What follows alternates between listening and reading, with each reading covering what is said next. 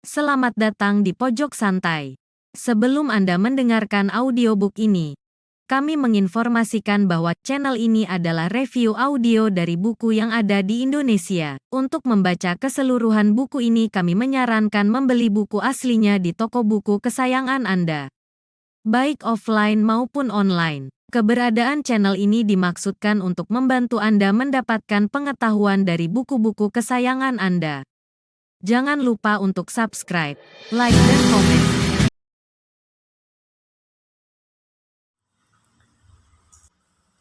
Selamat datang di Pojok Santai, channel khusus yang membahas komik dan novel dengan cara asik. Sebutir kerikil memang kecil, tapi berhasil menghentikan langkah gempar bumi yang akan menculik Mayang.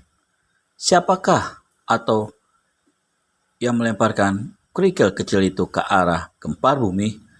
Yuk langsung saja cari tahu jawabannya di video berikut ini.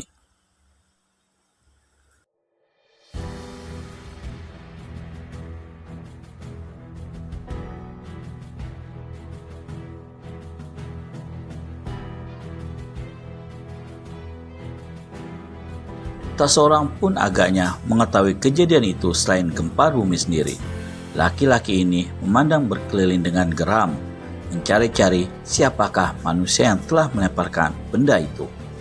Tapi siapa yang hendak diduga di antara orang sebanyak itu?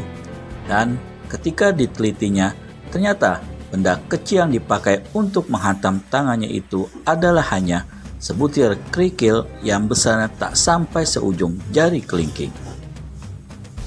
Nyatalah ada seorang yang pandai yang telah turun tangan. Sementara itu, semua orang termasuk pagar alam dan Mayang sendiri merasa heran. Kenapa gempar bumi tak jadi meneruskan niatnya melarikan darah itu? Gempar bumi berdiri bimbang seketika.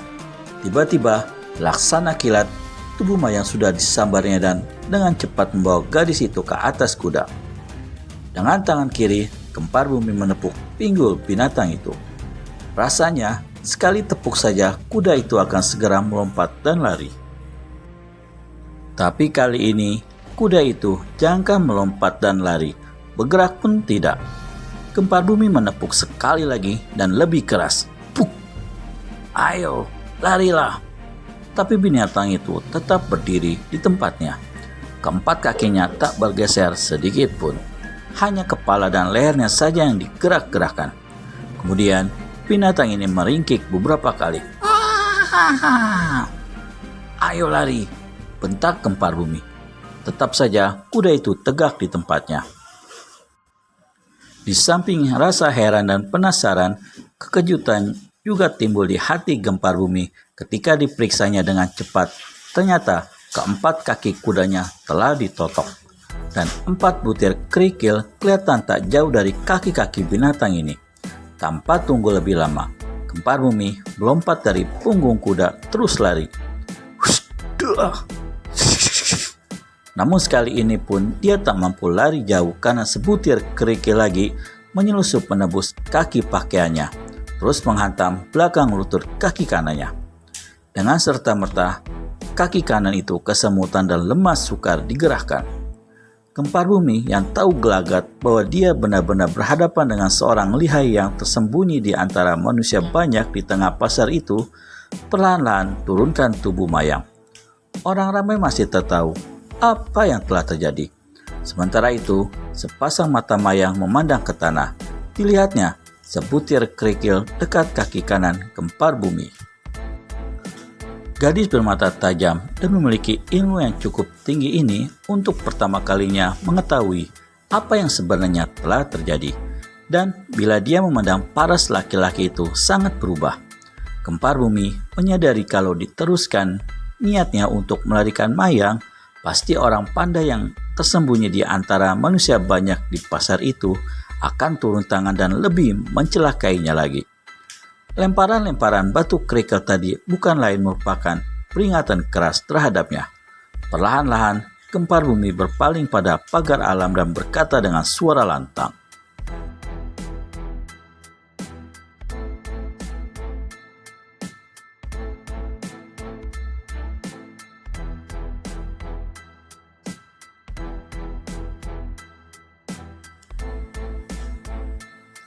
Pagar alam, biarlah hari ini aku berlaku baik padamu. Anakmu kubebaskan, tapi ingat, aku akan datang kembali untuk mengambilnya. Gempar bumi lepaskan totokan pada keempat kaki kudanya, lalu naik ke punggung binatang itu. Sebelum berlalu, dilepaskannya totokan di dada Mayang, kemudian cepat-cepat menghilang dari tempat itu. Di jalan yang buruk, penuh dengan lubang-lubang demikian rupa, Bendy itu tak dapat berjalan cepat. Apalagi barang-barang ketiga penumpang itu bukan lain daripada Pagar Alam, Mayang, dan gadis ini. Mereka dalam perjalanan pulang.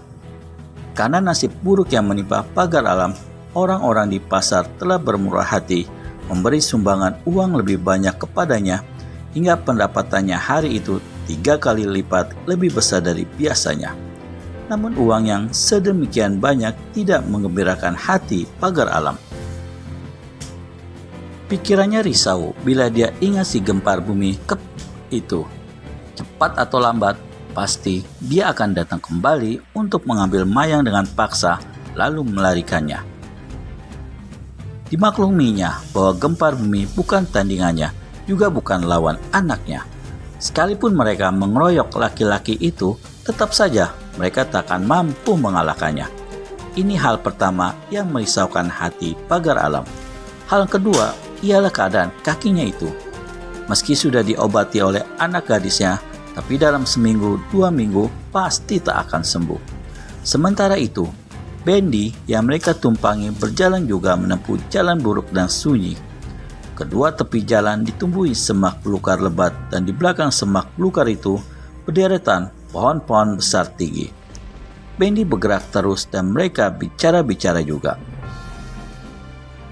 Kusir Bendy sudah sejak lama tak mencampuri lagi pembicaraan kedua beranak itu. Tali kekang kuda dipegangnya dengan terkantuk-kantuk. Hembusan angin yang sejuk di tengah hari itu memang menimbulkan rasa kantuk. Tiba-tiba, Pagar Alam dan Mayang hentikan pembicaraan mereka. Di kejauhan, terdengar derap kaki kuda makin lama makin keras. Dari balik tikungan, di hadapan mereka muncul seorang penunggang kuda berpakaian serba hitam. Pada bagian dada baju, terpampang lukisan kepala harimau berwarna kuning. Ketika penunggang kuda itu tambah dekat, berubahlah parasa isi Bendy itu. Pagar Alam meraba hulu keris yang tersisip di pinggangnya. Mayang mengeluarkan golok dari dalam peti, sedang kusir Bendy bersiap-siap dengan sebatang besi yang tergeletak di lantai Bendy dekat kakinya. Si penunggang kuda bukan lain dari gempar bumi adanya. Gempar bumi hentikan kudanya. Kusir Bendy pun telah pula menghentikan kendaraannya. Sekarang, kuharap kau tak usah banyak rewel, Pagar Alam, kata gempar bumi dengan nada keren. Anakmu akan kuambil. Hei, kau manusia yang paling tidak bermalu di dunia ini, gempar bumi. Pinanganmu ditolak. Aku kau celakai dan kini kembali kamu maksa untuk melarikan anakku. Gempar bumi tertawa sinis. Mulutmu memang sih tetap besar. Aku hargai nyalimu. Tapi agar tidak lebih celaka, kuharap kau serahkan anakmu secara baik-baik. Kalau tidak, terpaksa aku memberi hajaran yang lebih keras padamu. Kau boleh bawa anakku, gempar bumi, desis Pagar Alam. Tapi langkahin dulu mayatku. Dan Pagar Alam menghunus kerisnya. Gempar bumi tertawa bergelak dan menyetakkan tali kekang kudanya.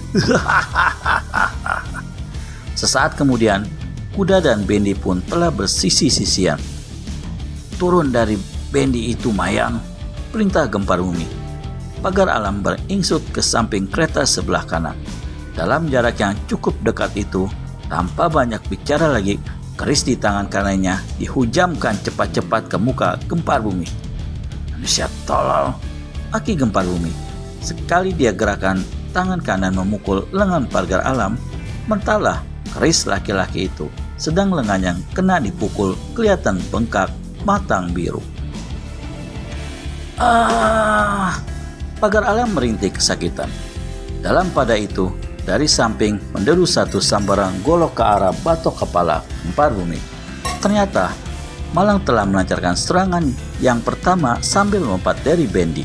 Adiknya juga tak tinggal diam.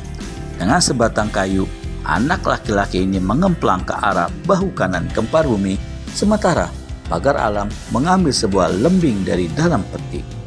Si Malin usir Bendy meski tak ada sangkut paut dalam urusan itu, tapi memang sudah sejak lama membenci terhadap kempar bumi. Tak ayah lagi segera mengambil batang besi dari lantai Bendy dan menyerang kempar bumi dari belakang. Diserang begitu rupa, kempar bumi marah bukan main. Dia berteriak, "Jangan menyesal kalau kalian ku hajar babak belur." Lalu dia melompat dengan cepat dan gerakan kedua tangannya. Dua orang terpekik. Yang pertama, anak laki-laki pagar alam. Kayu di tangan anak itu mental. Bagaimana selanjutnya nasib keluarga pagar alam? Temukan jawabannya di video selanjutnya hanya di channel Pojok Santai. Segera subscribe dan tekan tombol lonceng untuk mendapat notifikasi video terbaru dari kami. Terima kasih dan sampai bertemu kembali.